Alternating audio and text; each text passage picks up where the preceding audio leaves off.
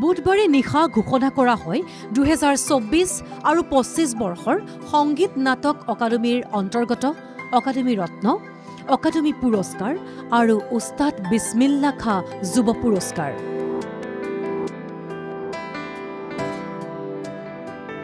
দেশৰ মুঠ 108 গৰাকী শিল্পী কলা কুশলীলৈ 2024-25 বৰ্ষৰ বাবে আগবঢ়োৱা হয় এইসমূহ বঁটা, য'ত অসমৰো 11 গৰাকী শিল্পী কলা কুশলীয়ে লাভ কৰে এই সন্মান। বিশেষকৈ 2024 বৰ্ষৰ বাবে সংগীত নাটক অকাডেমী লাভ কৰিছে বিশিষ্ট কথক নৃত্যশিল্পী বিপুল চন্দ্ৰ দাস আৰু সত্ৰীয়া নৃত্যৰ সাধক প্ৰেম ওজা বৰবায়নে। প্ৰথমতে একাডেমীৰ বিষয়ববীয়াক ধন্যবাদ জনাইছোঁ। দ্বিতীয়তে যিসকলে মোক সোঁৱে বাৱে মোক সহায় কৰিলে সকলোকে মই ধন্যবাদ জনাইছোঁ। আৰু প্ৰথম হ'ল মোৰ এই পথত আগবঢ়াই দিয়া মানুহজনে হ'ল হৰিচৰণ ভূঞা বৰবায়ন। তেখেতক মই ধৰক কিনো ক'ম আৰু তথাপিতো ভগৱন্তৰ ওচৰত আশীৰ্বাদ বিচাৰিছোঁ, তেওঁ আৰু এনেকৈ সকলোকে সহায় কৰি আগবঢ়াই নিয়ক। আৰু দ্বিতীয়তে মোৰ এজন পুত্ৰৰ সদৃশ যোৰহাটৰ খঙিয়াৰ ভৱেন হাজৰিকাদেৱ, তেওঁ অৰ্থ আৰ্থিক মানে সকলো দিশৰ পৰা খৰচ কৰি গোটেইখিনি কাম তেওঁৱে কৰিছে, গতিকে মই স্বীকাৰ কৰিব লাগিব এই সন্মান মই তেওঁৰ পৰাই পাইছোঁ। একেদৰে 2025 বৰ্ষৰ বাবে সংগীত নাটক অকাডেমী লাভ কৰিছে অভিনয়ৰ শাখাত বিশিষ্ট অভিনেত্ৰী চেতনা দাস, সত্ৰীয়া নৃত্যৰ বিশিষ্ট শিল্পী ডক্টৰ মল্লিকা কণ্ডলী আৰু সত্ৰীয়া নৃত্যৰ সংগীতৰ বাবে ভাস্কৰ জ্যোতি উজাই। ভাল পাইছোঁ এইকাৰণে যে ভাৰতবৰ্ষৰ বহুত ঠাইৰ অভিনেতা অভিনেত্ৰীসকল আছে। আমি হয়তো ইমান ভাৰতবৰ্ষৰ তেওঁলোকৰ লগত পৰিচয় হোৱা নাই, নাজানো, আৰু তাৰ মাজতে চেতনা দাসৰ নামটো আছে, গতিকে মই আনন্দিত হৈছোঁ। মানুহ হিচাপে আমি প্ৰত্যেকেই আচলতে স্বীকৃতি ভাল পাওঁ, আমি যিমানেই নকওঁ, কাৰণ সেয়াই প্ৰেৰণা দিয়ে কাম কৰিবলৈ।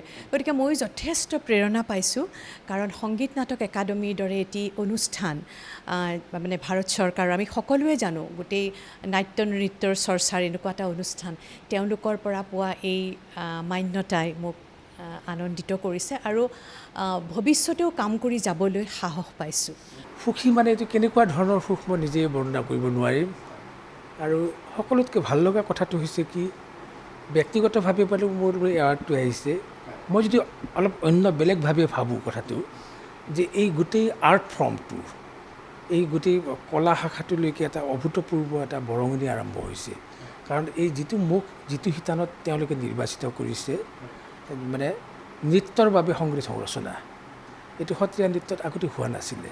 আনফালে 2024 বৰ্ষৰ বাবে অসমৰ 3 গৰাকী যুৱ প্ৰতিভাই লাভ কৰিছে উস্তাদ বিছমিল্লা খা যুৱ পুৰস্কাৰ।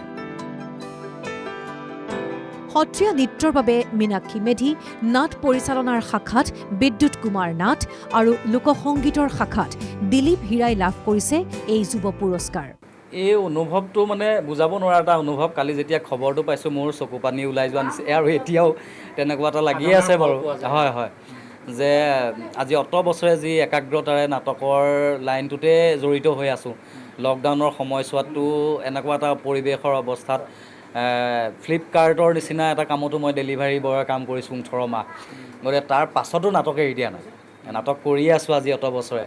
গতিকে ই অকল মোৰেই স্বীকৃতি নহয় যে একান্ততাৰে বা একাগ্ৰতাৰে যিখিনি মানুহে আৰ্থিক সচ্ছলতা নাই বুলি জানিও যিসকলে নাটক কৰি আছে, এই সকলোৰে কাৰণে ই এটা স্বীকৃতিৰ খবৰ। নিজকে বহুত সৌভাগ্যৱান বুলিয়েতো ভাবিছোঁ, যিহেতু সৌ জকাই চুকৰ গাঁও এখনৰ পৰা আহি, মোৰ গাঁওখনৰ নাম হৈছে আমচৈ বেলতলা, নগাঁও জিলাৰ, কিন্তু গম পাই মোৰ মামাৰ ঘৰ কামপুৰ বগলাজান, তাতেই সেই গৰখীয়া বাঁহীটোৰ পৰা আৰম্ভ কৰি তাতেই যি বাঁহীটো হাতত ধৰিবলৈ লৈছিলোঁ, আৰু গুৱাহাটী মহানগৰলৈ আহি বিভিন্ন আনুষ্ঠানিক শিক্ষা ল'লোঁ, লোকসংগীতৰ শিক্ষা ল'লোঁ, লৈ আজি অকণমান কিবা এটি এখোজ আগবাঢ়িবলৈ সক্ষম হৈছোঁ, আৰু বহুত বাকী আছে।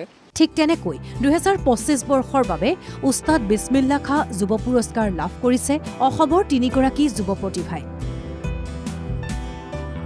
এইসকলৰ ভিতৰত লোকসংগীতৰ শাখাত দেৱজিৎ শইকীয়া, সত্ৰীয়া নৃত্যৰ শাখাত নিৰঞ্জন শইকীয়া বৰবায়ন আৰু লোকসংগীতৰ শাখাত হীৰকজ্যোতি শৰ্মাই। আৱেগিক হৈ আছোঁ। কালি 10মান বজাত খবৰটো পালোঁ, আৰু বিশেষকৈ কালি দেউতা আৰু মাৰ বুকুত ধৰি বহুত কান্দিছোঁ। বিশেষকৈ এনেকুৱা এটা খবৰ এটা আমাৰ বিশেষকৈ ভাৰত চৰকাৰৰ এটা সাংস্কৃতিক অনুষ্ঠান সংগীত নাটক একাডেমীয়ে আমাৰ দৰে এগৰাকী লোকসংগীতৰ ছাত্ৰক তেখেতসকলৰ তোলাচনীত আমি উঠিবলৈ সক্ষম হোৱাটো আমাৰ কাৰণে সৌভাগ্যৰ কথা। গতিকে কেনেকুৱা লাগিছে মই নিজে ক'ব নোৱাৰোঁ, আৰু সেইটো নিজেহে অনুভৱ কৰিব পাৰি। অনুভৱখিনি পটককৈ কোৱাটো অলপ অসুবিধাও হৈ যায়। NKTVৰ তৰফৰ পৰা আটাইকেইগৰাকী শিল্পী কলা কুশলীলৈ যাচিছোঁ অলেখ অভিনন্দন। ব্যুৰ' ৰিপৰ্টৰ সৈতে ভিডিঅ' জাৰ্নেলিষ্ট ধনজিৎ দাসৰ সহযোগত বশিষ্ঠ দেৱ ফুকনৰ ৰিপৰ্ট NKTV+।